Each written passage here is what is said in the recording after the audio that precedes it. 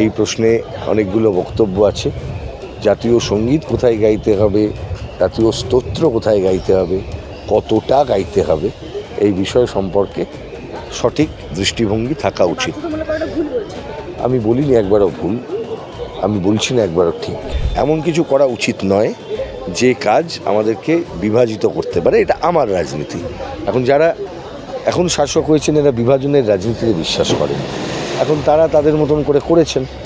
আমি বলবো এই বাধ্যতামূলক এইভাবে করা আমাদের সংবিধানে যায় না। আসলে এরা দালাল ছিলেন, আজকে প্রমাণিত হয়ে গেল। আমরা ঠিক ছিলাম, সেটাও প্রমাণিত হলো।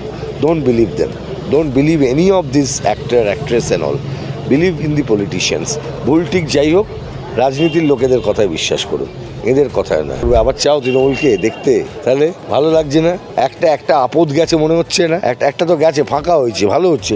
আবার তৃণমূল নিয়ে আলোচনা করে একটা মরাকে আবার জাগানোর চেষ্টা করছো। ওটা মরা এবার সৎকার করে ফেলে দাও। অব্দি 10 দিন কাটলো না, তৃণমূলের সব কিছু উঠে গেল। আর পঞ্চায়েত ভোট অব্দি যেতে গেলে ওদের পতাকাটাও আর কোথাও থাকবে না। এই দেখুন এমএলএ গুলো বসতে পারছে না রাস্তায়। কালকে দেখেছো তো, সোজা রাস্তায় এত হয়ে গেছিল না, মানে চর্বি জমে গেছিল ওদের, রাস্তাতে বসতে পারছে না। ক্ষমতায় থাকলে অনেক কিছু করা যায়, ক্ষমতা চলে গেলে না কিছু করা যায় না। তা আমি তখনই বলেছিলাম না, পুলিশ ছাড়া তৃণমূল 1 ঘন্টার জন্য আসুক, তৃণমূল শেষ হয়ে যাবে।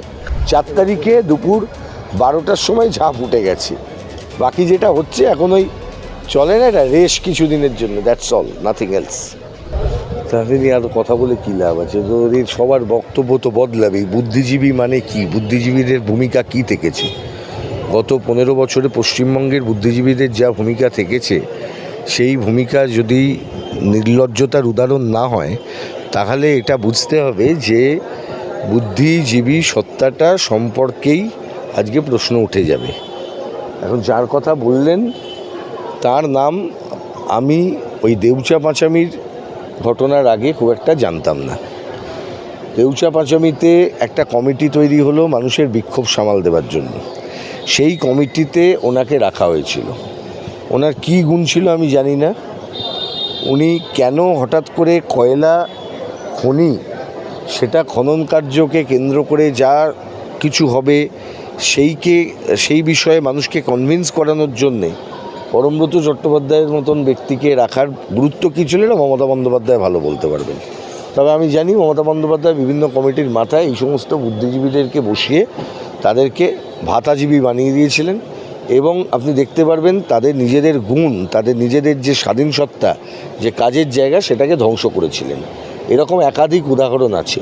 পরমব্রত চট্টোপাধ্যায়ের ক্ষেত্রেও এই উদাহরণগুলি আছে। কিন্তু যেটা খুব গুরুত্বপূর্ণ এক্ষেত্রে সেটা হচ্ছে এই যে এই ব্যক্তি তিনি পাল্টি খাচ্ছেন এবং খুব তাড়াতাড়ি পাল্টি খাচ্ছেন। আমি সেই সময় ওনার সম্পর্কে কিছু জানতে পেরেছিলাম, তার কিছু কাজকর্ম সম্পর্কে যেটুকু জানি। আমি সিনেমার লোক নই, আমি কোনো সিনেমার শিল্পীকে সমালোচনা করব না। তার সিনেমার আর্টিস্ট হিসেবে তার কি গুণ, গ্রহণযোগ্যতা, সেটা নিয়ে আমি কোনো মন্তব্য করব না। কিন্তু অবশ্যই তিনি যখন রাজনীতি সম্পর্কে আলোচনা করেছেন, সে বিষয়ে আমার অধিকার আছে বলার, যে কোনো মানুষেরও সেই অধিকার আছে বলার। তিনি একটা সময় মানুষকে পরিচালিত করতেন একটা রাজনীতির দিকে। আমরা বরং বলেছিলাম, আমার নিজের করা ভিডিও আছে, আপনি দেখবেন, একটি প্রশ্নের উত্তরে আমি বলেছিলাম যে উনি দেউচা পাঁচামিতে গেছেন, যে কাজের জন্য গেছেন সেই কাজটাই উনি বোঝেন না। কারণ ওটা তো একটা কমপ্লিকেটেড লিগ্যাল ইস্যু ছিল, যেখানে ব্যাসল্ট স্তর, তার তলায় কয়লা, কত বছর কয়লা লাগে, ভায়াবিলিটি রিপোর্ট কী, পিভিআর কী, অসংখ্য বিষয় ছিল। কটা বিষয় সম্পর্কে তিনি সচেতন ছিলেন, অবহিত ছিলেন, খুব গুরুত্বপূর্ণ ছিলেন না। শেষ যে বিষয়টি আমি বলবো যে ইনি কিন্তু এর বাইরেও, কমিটির কাজের বাইরেও রাজনীতির কথাবার্তাও বলতেন, আর বিজেপি বিরোধী অবস্থান সম্পর্কে বলতেন। আর যারা বিজেপি বিরোধী অবস্থানে কিছুটা দুর্বলতা দেখাতেন, হয়তো বিশেষত গরিব মানুষ, গ্রামে গঞ্জে তৃণমূলের অত্যাচারিত হয়ে হয়তো বিজেপিকে ভোট দিয়েছেন, ঠিক আছে, ওর মতন অত বুঝে নয়, সেই মানুষকে অপমান করার রাস্তা খুঁজতেন। হ্যাঁ, না এই তো এইসব আমেরা রামে ভোট দিয়েছে, মনে আছে? এসব এদের তত্ত্ব ছিল, আরএসএসের দালালি করেছিল। আবার ঠিক একইভাবে যেরকমভাবে ওনারা বলতেন আগে ওই নো ভোট টু বিজেপির প্রচার করে সেই সময় করেছিলেন। আসলে এরা দালাল ছিলেন, আজকে প্রমাণিত হয়ে গেল, আমরা ঠিক ছিলাম সেটাও প্রমাণিত হলো।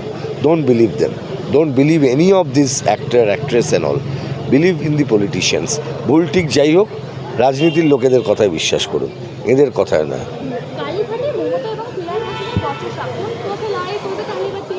আমি এই বচসার বিষয়ে জানি না, কেন তৃণমূল কিসের লড়াই করবে? আবার চাও তৃণমূলকে দেখতে? তাহলে ভালো লাগছে না? একটা আপদ গেছে মনে হচ্ছে না? একটা তো গেছে, ফাঁকা হয়েছে, ভালো হচ্ছে। আবার তৃণমূল নিয়ে আলোচনা করে একটা মরাকে আবার জাগানোর চেষ্টা করছো। ওটা মরা, এবার সৎকার করে ফেলে দাও।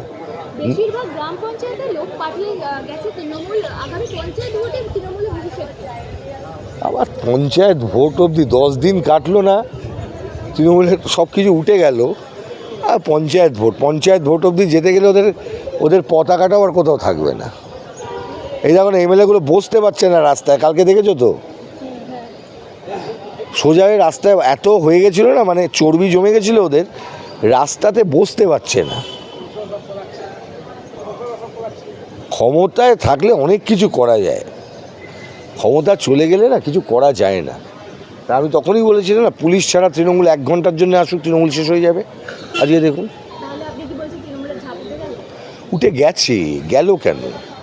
4 তারিখে দুপুর 12টার সময় ঝাঁপ উঠে গেছে। বাকি যেটা হচ্ছে এখন ওই চলে না, এটা রেশ কিছুদিনের জন্য, দ্যাটস অল, নাথিং এলস। মাদ্রাসাতে বন্দে মাতরম গাওয়া বাধ্যতামূলক করে দেওয়া হয়েছে, কিন্তু সেই নিয়ে বেশিরভাগ মুসলিম বলছে বন্দে মাতরম গাওয়া যাবে না। এই ধরনের কি বলবেন এই মন্তব্যকে? দেখুন, এই নিয়ে আলাদা করে কিছু বলার তো নেই। বাধ্যতামূলক করাটাই একটা সমস্যার জায়গা, এবং এই নিয়ে মামলাও চলছে, আপনারা জানেন। কলকাতা হাইকোর্টে সেই মামলা হয়েছে, এবং অন্যান্য জায়গাতেও এই প্রশ্নে অনেকগুলো বক্তব্য আছে। জাতীয় সঙ্গীত কোথায় গাইতে হবে, জাতীয় স্তোত্র কোথায় গাইতে হবে, কতটা গাইতে হবে, এই বিষয় সম্পর্কে সঠিক দৃষ্টিভঙ্গি থাকা উচিত। আমি বলিনি একবারও ভুল, আমি বলছি না একবারও ঠিক। রাজ্য সরকারের অধিকার আছে একটি সঙ্গীতকে চয়ন করবার, যে কোন সঙ্গীত তারা গাইবেন। বন্দে মাতরম গান, তার ইতিহাস আছে। এই ইতিহাসটাকে মাথায় যদি আমরা রাখতে চাই, তাহলে আমরা রবীন্দ্রনাথকে বাদ দিয়ে আমরা বুঝতে পারবো না। রবীন্দ্রনাথ বন্দে মাতরম সম্পর্কে কী লিখেছিলেন সেটা একটুখানি পড়ে এই বিষয়ে মন্তব্য করা উচিত। কোন কারণে বন্দে মাতরমের কোন অংশটা গাইতে হবে, কোন অংশটা আছে, কোন কারণে নেই। কারণ প্রত্যেকটা ক্ষেত্রেই মনে রাখতে হবে, একটি কবিতা, একটি গান, একটি নির্দিষ্ট সময়, সেই সময়ের রাজনীতি সবটা নিয়ে নির্ভরশীল। এমন কিছু করা উচিত নয় যে কাজ আমাদেরকে বিভাজিত করতে পারে। এটা আমার রাজনীতি। যারা এখন শাসক হয়েছেন, এরা বিভাজনের রাজনীতিতে বিশ্বাস করেন। এখন তারা তাদের মতন করে করেছেন।